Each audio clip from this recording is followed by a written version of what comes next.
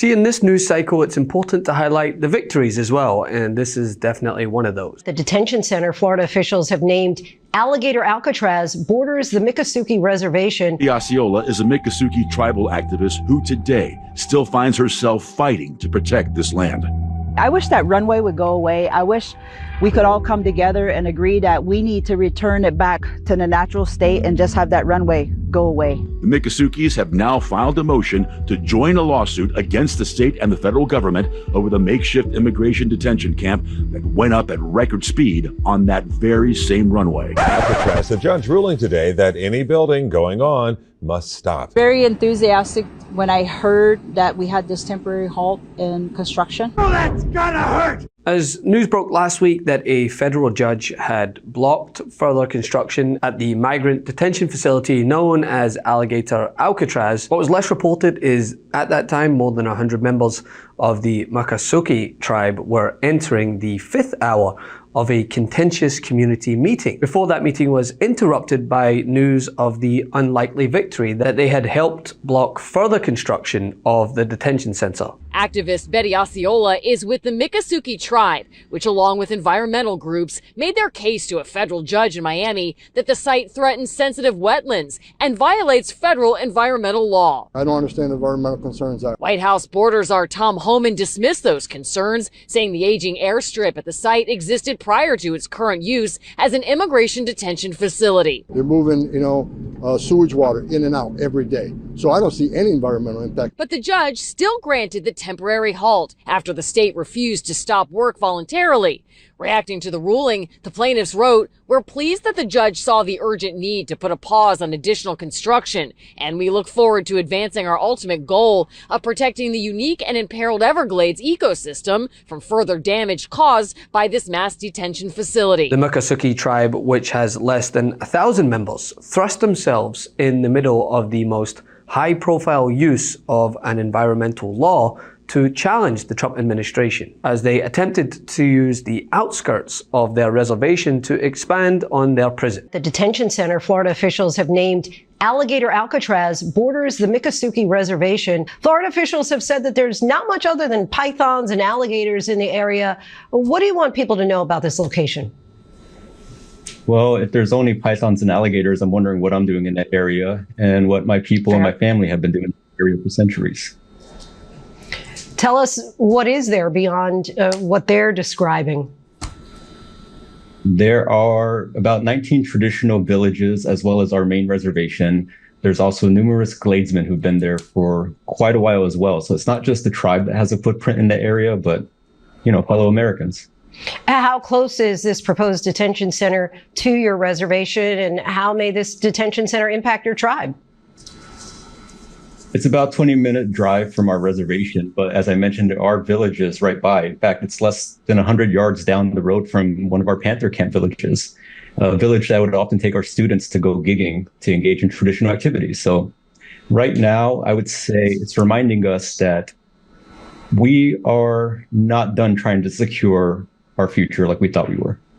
Last Thursday, the environmental groups and tribes successfully convinced a federal judge in Miami to block any further construction at the site while the case moves on through the court. Now, this comes as numerous reports have emerged contradicting the Trump administration's claim that the prison is a shining example of efficiency in the government's mass deportation efforts. Reports of blocked sewage, haphazard construction, and food with a side of maggots have all emerged recently and have been simply avoided by Homeland Security Secretary Kristi Noem, as she instead engages with, more pressing issues that the American people care about, like how South Park depict her. When South Park did an episode and Cartman played me the whole time. Oh, really? It took me about a year before I didn't even know it happened until like maybe a year later. I was so busy. I ended up years later watching it with my son, and we both laughed over it. But welcome to the club. Well, I guess so. I didn't get to see it. I was going over it budget numbers and stuff, but I just think it's it never ends. But it's so lazy to just constantly make fun of women for how they look. Only the liberals and the extremists do that. If they wanted to criticize my job, go ahead and do that. But clearly they can't. They just pick something petty like that. That's just one of the phone calls we received from inside the detention facility, all indicating a medical emergency Tuesday. Now, at least one former worker is speaking out about the conditions there. This woman, going by just her first name, Lindsay, told our NBC6 South Florida affiliate that she was hired as a corrections officer at Alligator Alcatraz and saw inhumane treatment of the detainees. We had to use the porta-johns. We didn't have hot water half the time. Our bathrooms were backed up. It looked like an oversized dog kennel. Each pod holds 35 to 38 inmates. They have bunk beds in them. They have no sunlight. There's no clock in there. They don't even know what time of the day it is. They shower every other day or every 4 days.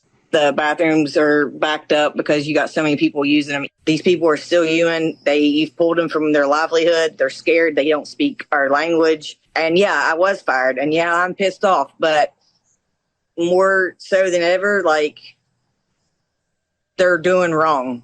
Not to mention the countless cases of permanent residents taken into custody despite, having a green card, contradicting the message from Governor Ron DeSantis as he asserted that everyone held in the facility is under, quote, final removal orders. My question is fiscal. With $450 million FEMA dollars being reallocated to open Alligator Alcatraz and $600 million taxpayer FEMA dollars being used to now open more concentration camps and ICE burning through $8.4 million a day to illegally detain people, how much does it cost for fascism? How much do the taxpayers have to pay for a fascist country?